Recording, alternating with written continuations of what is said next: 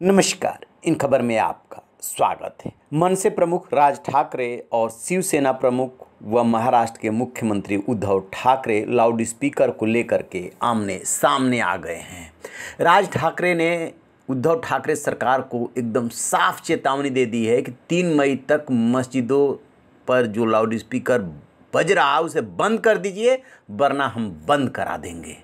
ठाकरे ने इस मुद्दे को सामाजिक मुद्दा बताया है और कहा है कि इस विषय पर किसी भी सूरत में पीछे हटने वाले नहीं है। शिवसेना सरकार, महाराष्ट्र जो अघाड़ी सरकार है, वो जो करना चाहे कर ले। मनसे प्रमुख कह रहे हैं कि मस्जिदों में लाउड स्पीकर 3 मई तक बंद हो जाना चाहिए, नहीं तो हम स्पीकर पर हनुमान चालीसा बजाएंगे। ये एक सामाजिक मुद्दा है, धार्मिक नहीं। राज्य सरकार से कहना चाहता हूं कि इस विषय पे किसी भी सूरत में पीछे नहीं हटेंगे, आपको जो करना है वो कीजिए।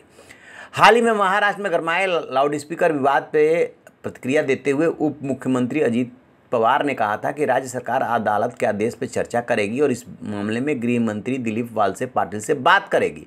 इस पर राज ठाकरे ने पवार को नास्तिक तक कह दिया।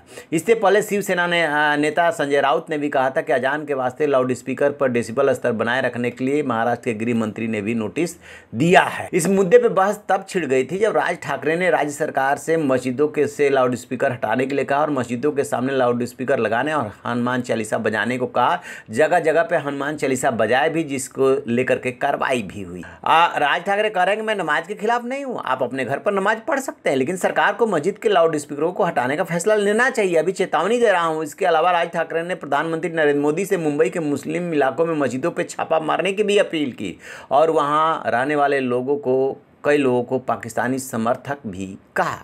मामले में सुप्रीम कोर्ट के आदेश का हवाला दिया जा रहा है। क्या कहा था सुप्रीम कोर्ट ने? सुप्रीम कोर्ट ने क्या फैसला सुनाया था? तो दरअसल सुप्रीम कोर्ट ने 2005 में एक आदेश दिया था जिसके मुताबिक रात 10 बजे से सुबह 6 बजे के बीच लाउड स्पीकर का इस्तेमाल नहीं किया जा सकता। कोर्ट के आदेश की अवहेलना करते हुए अजान के लिए सुबह तेज आवाज़ में लाउड स्पीकर का यदि इस्तेमाल किया जाता है तो इसमें मानहानि की कार्रवाई हो सकती है। इससे संबंधित 2 कानून है, ध्वनि प्रदूषण अधिनियम और नियंत्रण कानून 2000, जो पर्यावरण संरक्षण कानून 1986 के तहत आता है। इसकी धारा 5 में लाउड स्पीकर को सार्वजनिक स्थलों पर मनमाने तरीके से बजाने पर रोक है। इस कानून के तहत सार्वजनिक स्थलों पर लाउड स्पीकर बजाने के लिए प्रशासन से लिखित अनुमति लेनी होगी।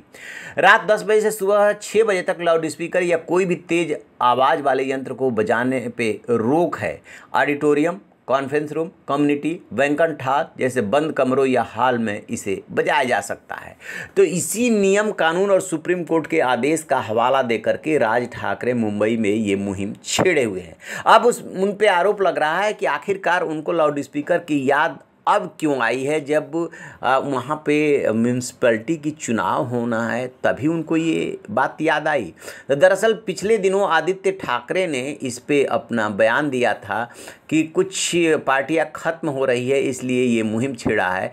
तो इसको चुनाव से जोड़ के देखा जा रहा है। जैसे ही आरोप लगता है राज ठाकरे नाराज़ हो जाते हैं और कहते हैं कि मैंने तो प्रधानमंत्री नरेंद्र मोदी तक की आलोचना की है, लेकिन लाउड स्पीकर के मामले में मैं डिगने वाला नहीं हूँ और प्रधानमंत्री से मांग करता हूं कि छापे मार करके कार्रवाई की जाए। और 3 मई तक उन्होंने समय दिया है, उसके बाद वो अपने हिसाब से कदम उठाएंगे और मस्जिदों के सामने लाउड स्पीकर बजवाएंगे। अभी तो बज ही रहा है जहां तहां, लेकिन और इस मुहिम को आगे बढ़ाएंगे। तो देखते हैं कि लाउड स्पीकर की सियासत कहां जा करके खत्म होती है। रहिए न बेखबर, देखते रहिए इन खबर। Thank you.